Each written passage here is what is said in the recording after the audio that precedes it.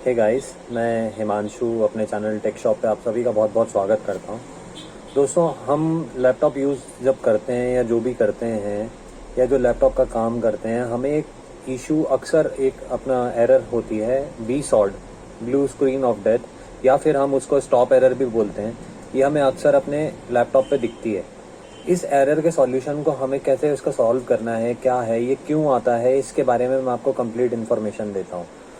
दोस्तों देखिए, ये जो प्रॉब्लम है ये कुछ 3-4 चीज़ों की वजह से होता है। एक हमारा या तो सॉफ्टवेयर में कोई इशू है, या फिर हमारे हार्डवेयर में कोई इशू है। लैपटॉप के सॉफ्टवेयर में, सॉफ्टवेयर से मेरा कहने का मतलब है कि या तो हमारा कोई ऐसा ड्राइवर है जो उसमें करप्ट हो गया है लैपटॉप में, या हमारी विंडो करप्ट हो गई है, या हमने कोई ऐसा गलत ड्राइवर इंस्टॉल कर लिया, गलत सॉफ्टवेयर इंस्टॉल कर लिया जिसकी वजह से एरर हमें आ रहा है, या फिर हमारे लैपटॉप के हार्डवेयर में कोई इशू है। हार्डवेयर से मेरा सेंस है कि या तो हमारे लैपटॉप की रैम में कोई इशू आ गया है, या फिर हमारे लैपटॉप की हार्ड डिस्क में कोई इशू आ गया है, या हार्डवेयर से रिलेटेड और कुछ इशू हमारे लैपटॉप में आ चुका है।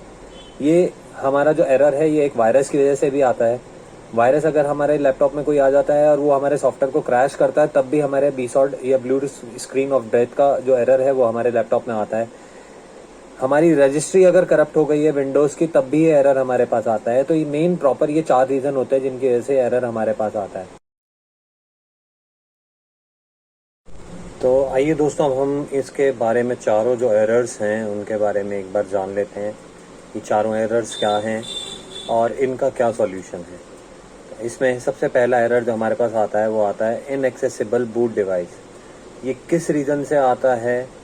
जब हम बी सॉल्ट की जो स्क्रीन हमारी बनी हुई आती है लैपटॉप पे, ब्लू कलर की जो स्क्रीन आती है उसमें लिखा होता है इनएक्सेसिबल बूट डिवाइस ऊपर की तरफ। मैं आपको उसका स्क्रीनशॉट भी दिखा देता हूँ। ये जो हमारा एरर है ये बेसिकली हमारा 2 3 4 रीज़न की वजह से आता है। सबसे पहला रीज़न इसमें यह है कि जब हमारी हार्ड डिस्क फेलियर हो जाती है तब हमारे पास ये एरर आता है। हार्ड डिस्क फेलियर से मेरा इशू, मेरे कहने का मतलब यह है कि या तो हमारी हार्ड डिस्क जैसे पूरी ख़राब हो गई है, या हमारी हार्ड डिस्क में कोई इशू आ गया है, वो डिस्कनेक्ट हो गई है। तो उसको अगर हम वापस से निकाल के वापस अगर इंसर्ट करेंगे कई बार ये तब भी ठीक हो जाता है। या हमारी हार्ड डिस्क प्रॉपर ही ख़राब हो गई है तब भी ये एरर आता है।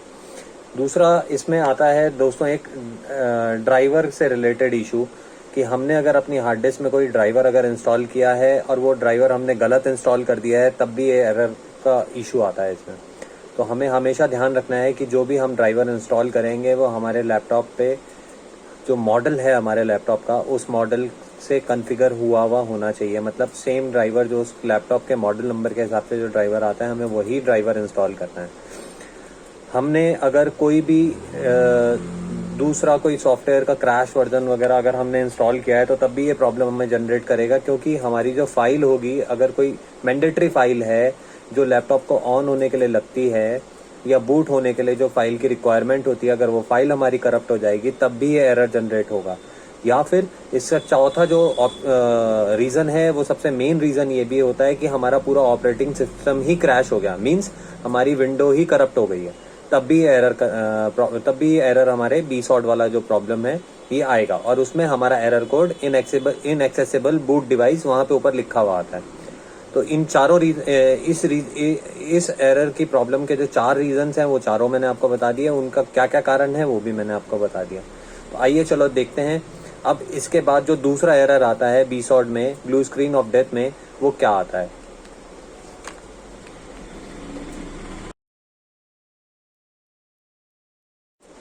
तो दोस्तों इसमें दूसरा एरर आता है, वो आता है मशीन चेक एक्सेप्शन।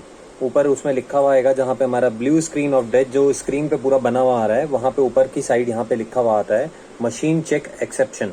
तो इस एरर का क्या मतलब है, ये एरर क्यों आता है? मतलब आप एक चीज़ समझिए कि हमारा एक एरर है ब्लू स्क्रीन ऑफ डेथ, उसके अंदर भी 4 एरर्स हैं, और उन चारों एरर्स के आने का भी अलग अलग कारण है। मैं उनको एक एक करके आपको समझा रहा हूँ कि 4 एरर्स जो उनकी हैं उनका क्या क्या कारण हो सकता है और वो उसको ठीक करने का क्या तरीका है। अब दूसरा जो हमारा ये है एरर है मशीन चेक एक्सेप्शन, ये क्यों आता है? इसमें देखिए सबसे इंपॉर्टेंट चीज़, पहली जो चीज़ होती है वो सेम चीज़ जो हमारे पहले वाले में थी, कि हमने अगर कोई गलत ड्राइवर अपने लैपटॉप में इंस्टॉल कर दिया तब भी ये प्रॉब्लम, उस केस में ये वाला एरर भी आ सकता है। तो अगर हमने कोई गलत ड्राइवर इंस्टॉल किया है तो उसके लिए हमें सबसे पहले वो ड्राइवर को अनइंस्टॉल करना है और उससे कंप्यूटर से हमारे लैपटॉप के मॉडल नंबर से जो रिलेटेड ड्राइवर है हमें वो इंस्टॉल करके वो अपने लैपटॉप पे चलाना है। दूसरा, अगर आपने अपनी रजिस्ट्री में बायस में जाके या अपने लैपटॉप से डायरेक्टली अगर रजिस्ट्री में विंडोज़ की रजिस्ट्री में कोई चेंजेस किया है तो हमें ये एरर शो होगा। तो हमें अपनी रजिस्ट्री का विंडोज़ रजिस्ट्री में कोई भी चेंजेस नहीं करने हैं। बायस की सेटिंग से अगर हमने कोई छेड़खानी करी है रजिस्ट्री में तो हमें उसे वापस से वैसे ही सेटिंग करना है जैसे हमारा पहले था। या बायस की सेटिंग में जाके लास्ट में हमारा जो ऑप्शन आता है उसमें रीसेट टू डिफ़ॉल्ट का ऑप्शन आता है, उसे रीसेट टू डिफ़ॉल्ट पे सेट करना है। तीसरा, ये एरर आने का प्रॉब्लम ये भी है कि अगर हम अपने लैपटॉप पे कोई भी क्रैक्ड सॉफ्टवेयर अगर यूज़ कर रहे हैं और वो क्रैक्ड वर्जन को यूज़ करने की वजह से हमारी विंडोज़ में अगर कोई प्रॉब्लम आती है तो ये एरर हमें बार बार शो होगा। जितनी बार हम अपने लैपटॉप को रीस्टार्ट करेंगे ये एरर वहीं का वहीं रहेगा, ये लैपटॉप का एरर नहीं हटेगा। और चौथा, जो हमारे जो लायबल सॉफ्टवेयर्स नहीं होते हैं, जो ऑनलाइन जो डाउनलोड हम लोग करते हैं लेकिन वो लायबल नहीं होते हैं, अगर वो हमारे सिस्टम को क्रैश करेगा तो तब भी ये एरर आएगा। तो दोस्तों हमेशा ध्यान रखना है, जो भी लायबल सॉफ्टवेयर्स हैं वो इंस्टॉल करने हैं और कोई भी ऐसा सॉफ्टवेयर इंस्टॉल नहीं करना है जो लीगल नहीं है। कोई भी क्रैक्ड की जिस पे हमें भरोसा नहीं है, किसी के कहने पे ऐसे इंस्टॉल नहीं करें अपने लैपटॉप पे, ये एरर आपका उसकी वजह से भी जनरेट होता है। तो ये सारी चीज़ें हैं, आप इसको ध्यान रखिएगा।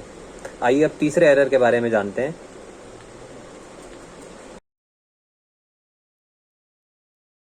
तो आइए दोस्तों अब हम तीसरे एरर के बारे में जानते हैं। हमारा जो तीसरा एरर है वो है NTFS फाइल सिस्टम एरर। अब ये क्या एरर है ये देखिए, इसके बारे में मैं आपको बताता हूँ कि ये जो एरर है हमारा, ये हार्ड डिस्क फेलियर की वजह से ये एरर आता है। अगर हमारी हार्ड डिस्क में कोई प्रॉब्लम है तो ये हमारा एरर जनरेट होगा और इस एरर को ठीक करने के लिए आपको सबसे पहले अपनी हार्ड डिस्क को निकालना है। हार्ड डिस्क को निकालने के बाद अपने लैपटॉप से रिमूव करने के बाद हार्ड डिस्क के जो टर्मिनल्स हैं उनको क्लीन करना है। मदरबोर्ड के जो टर्मिनल्स हैं जहाँ पे हार्ड डिस्क इंसर्ट होती है उसको क्लीन करना है। उसको क्लीन करने के बाद हार्ड डिस्क को वापस से इंसर्ट करके और दोबारा अपने लैपटॉप को ऑन करके इसको चेक करना है। ये कई बार ऐसा करके भी ये प्रॉब्लम हमारी सॉर्ट आउट हो जाती है, लेकिन अगर तब भी हमारी ये प्रॉब्लम सॉर्ट आउट नहीं होती है तो दैट मीन्स हमारी हार्ड डिस्क में कोई फिजिकल डैमेज है।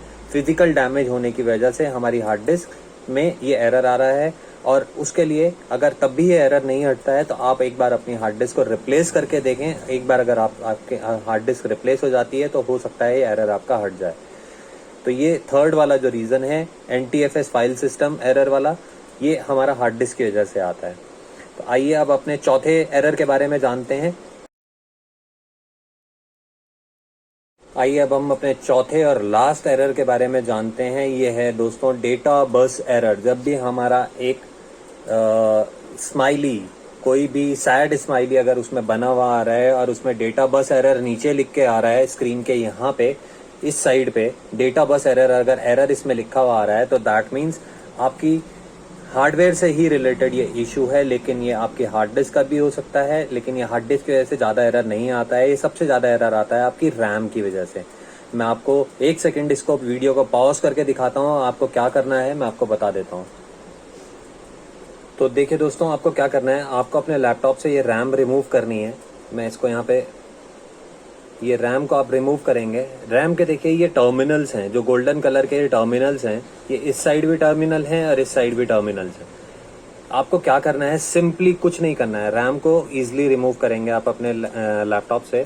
एक इरेजर आप लेंगे, इरेजर जिससे हम बच्चे अपना पेंसिल वाला जो लिखा हुआ होता है उसको मिटाते हैं, ये इरेजर लेना है।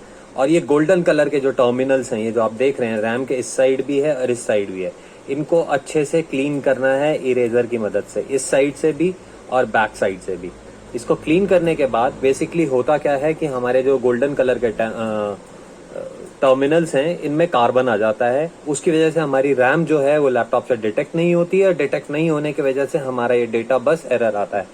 तो हमें अपनी रैम को रिमूव करना है, ये गोल्डन टर्मिनल्स को अच्छे से इरेजर से क्लीन करना है और क्लीन करने के बाद इसको वापस से साफ करके कोई कॉटन के कपड़े से वापस अपने लैपटॉप पे इंसर्ट करना है।